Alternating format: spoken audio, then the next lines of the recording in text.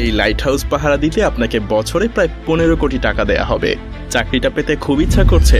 আরও অফুরন্ত সুযোগ সুবিধা আছে। যেমন এখানে থাকবে না কোনো বস, আপনি সম্পূর্ণ একা। নিজের ইচ্ছা মতো ঘুমাতে পারবেন, মাছ ধরতে পারবেন, যা মন চায় তাই করতে পারবেন। আপনার কাজ থাকবে শুধুমাত্র দেখা যে এই লাইট হাউসের বাতিটা ঠিকঠাকভাবে জ্বলছে কিনা, কখনো বন্ধ হয়ে গেলে আবার অন করে দিবেন। ব্যাস এতটুকুই, আপনাকে আর কিছুই করতে হবে না। সারাদিন শুধু পায়ের উপরে পা তুলে ঘুমিয়ে থাকবেন। কিন্তু মজার ব্যাপার হলো, এত সুযোগ সুবিধা থাকার পরেও এটা পৃথিবীর মধ্যে সবচাইতে ভয়ঙ্করতম একটা কাজ। কারণ এই লাইট হাউস ঠিক একদম সমুদ্রের মাঝে স্থাপন করা হয়। এখানে থাকা অবস্থায় আপনি কারো সাথেই যোগাযোগ করতে পারবেন না। একাকিত্ব আপনাকে সবসময় ঘিরে থাকবে। আরো ভয়ঙ্কর ব্যাপার হলো, প্রায় সময়ই এখানে বেশ বড় বড় ঝড় হয়। সেই সব ঝড়ের তাণ্ডব এতটাই ভয়ঙ্কর হয় যে মাঝে মধ্যে সমুদ্রের পানি এসে টাওয়ারের উপরে উপচে পড়ে। এমনকি এই কাজে মৃত্যু পর্যন্ত হতে পারে। আরো কি কি মহাবিপদ এখানে ওত পেতে থাকে তা একটু পরেই জানতে পারবেন। এখন হয়তো এসব দেখে আপনার মাথায় প্রশ্ন আসতে পারে যে এই লাইট হাউস সমুদ্রের মাঝেই কেন তৈরি করা হয়েছে, এর কাজই বা কি, আর কেনই বা এই লাইট হাউসের উপরে সবসময় নজর রাখতে হয়, কেন এর লাইট কখনো বন্ধ করা যায় না। রহস্যময় এই লাইট হাউসের আদ্যপান্ত জানতে হলে আমাদেরকে কয়েক বছর পেছনে ফিরে যেতে হবে। তখন যাতায়াতের জন্য না ছিল কোনো গাড়ি, আর না ছিল অন্য কোনো যানবাহন বা আকাশপথ। তাই বিশাল লম্বা পথ পাড়ি দেওয়ার জন্য একমাত্র উপায় ছিল পানিপথ। সেই সময় ক্যাম্পেট মারিয়াস নামের একজন অসাধারণ নাবিক ছিলেন। তিনি অনেক প্রতিকূল অবস্থাতেও সমুদ্র পাড়ি দিতে পারার জন্য বেশ বিখ্যাত ছিলেন। তো একবার তিনি সমুদ্রের মাঝেই ঘুটঘুটে অন্ধকার একটা জায়গা পাড়ি দিচ্ছিলেন। ঠিক তখনই সমুদ্রের নিচে থাকা কিছু পাথরের সাথে জাহাজের ধাক্কা লাগে। সেই সময় জাহাজগুলো তৈরি করা হতো কাঠ দিয়ে, যার কারণে জাহাজের নিচে খুব সহজেই ফাটল ধরে যায়, আর পানি ঢুকে বেশ ক্ষয়ক্ষতিরও শিকার হয় জাহাজটা। এই দুর্ঘটনার পর ক্যাপ্টেন মার্শিয়াস এর সমাধান খুঁজতে থাকেন। তিনি এমন কিছু তৈরি করতে চাচ্ছিলেন যে এই ধরনের সমস্যা থেকে বাঁচানোর জন্য আগে থেকেই জাহাজের নাবিকদেরকে সাবধান করতে পারবে। কিন্তু এখানে মহাদুশ্চিন্তার কারণ হয়ে দাঁড়ায় প্রশান্ত মহাসাগরের বিশালতা। কারণ প্রশান্ত মহাসাগর এতটাই বড় আর বিশাল যে যদি 7টা মহাদেশের সমস্ত ভূমি একত্রও করা হয় তবুও প্রশান্ত মহাসাগরের আয়তনই বেশি থাকবে। হাজার হাজার বছর আগে যখন নাবিকেরা এই বিশাল সমুদ্র পাড়ি দিয়ে যাতায়াত করত, তখন তাদের সমুদ্রের নিচে থাকা কোনো কিছু সম্পর্কেই কোনো ধারণা থাকতো না। এমনকি তাদের সামনে থাকা রাস্তা সম্পর্কেও তাদের কোনো আইডিয়া ছিল না। সেই সময়ে পথ নির্দেশের জন্য কোনো রকম প্রযুক্তি তো ছিলই না, যেটা তাদেরকে রাস্তা চিনতে সাহায্য করতে পারত। মূলত সেই সময় নাবিকদের সমুদ্র পাড়ি দেওয়ার জন্য সূর্যের দিকে কিংবা চাঁদ তারার উপরেই নির্ভর করে চলতে হতো। আর এই দিক নির্দেশনার সমস্যার জন্য চলতি পথে বাড়তি আরো দু একটা উটকো ঝামেলা এসে জড়ো হতো, যেমনটা ক্যাপ্টেন এলিসের সাথে হয়েছিল। একবার ক্যাপ্টেন এলিস তার নাবিকদের সাথে প্রশান্ত মহাসাগর পাড়ি দিচ্ছিলেন। তো একদিন রাতে হঠাৎ করে ঝড় শুরু হয়। পুরো আকাশ ঢেকে যায় কালো মেঘে। আকাশের সব তারাও মেঘের নিচে ঢাকা পড়ে যায়, যার কারণে প্রচন্ড ঝড়ের মধ্যে তারা রাস্তা হারিয়ে ফেলে। যখন সকাল হয় তারা দেখতে পায় বিশাল সমুদ্রের মাঝে তারা হারিয়ে গেছে। তাদের কাছে তখন খাওয়ার জন্য কিছুই ছিল না, না ছিল পানি, না ছিল কোনো খাবার। ক্ষুধা আর তৃষ্ণায় নাবিকদের অবস্থা বেশ খারাপ হয়ে যায়। তারা সমুদ্রের বিশাল পানির মধ্যে থেকেও পানির অভাবে তৃষ্ণায় কাতর হয়ে গিয়েছিল। এমনকি অনেক নাবিক মারাও গিয়েছিল। এরপর অনেক কষ্টে ক্যাপ্টেন তীরের দেখা পায়। এরপরেই মূলত লাইট হাউস তৈরির যাত্রা শুরু হয়। মিশরের ভূমধ্যসাগরের পাশেই ছিল আলেকজান্দ্রিয়া।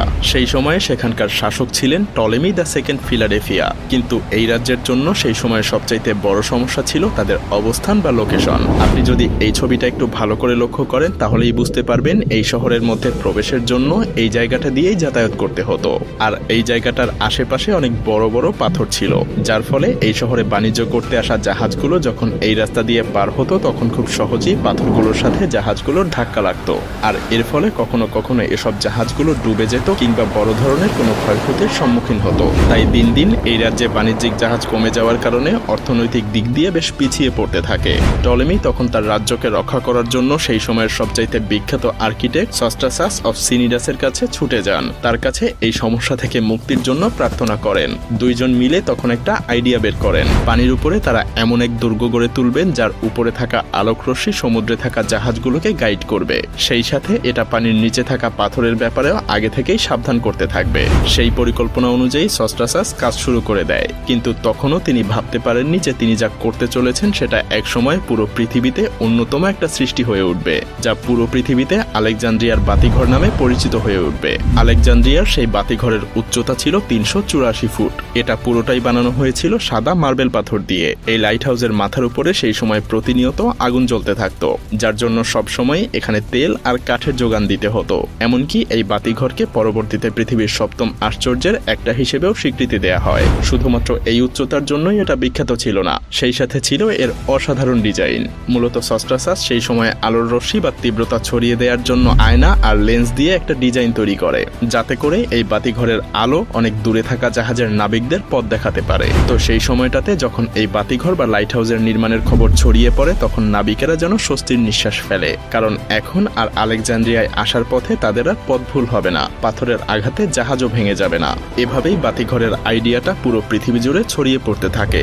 যদিও প্রথমে এই বাতিঘরের ব্যবহার সমুদ্রের মাঝে শুধুমাত্র জাহাজ সাবধানে চলাচলের জন্যই তৈরি করা হতো, কিন্তু সময়ের সাথে সাথে বাণিজ্যিক জাহাজের সংখ্যা যখন বাড়তে থাকলো, তখন সমুদ্রের যেসব জায়গায় পাথরের উচ্চতা সমুদ্রের পানির উচ্চতার কাছাকাছি কিংবা যেখানে অনেক বেশি পাথর থাকে যেগুলোর সাথে খুব সহজেই জাহাজের ধাক্কা লাগতে পারে, সেসব জায়গাগুলোতেও তখন বাতিঘর বা লাইট হাউস তৈরি হওয়া শুরু হয়।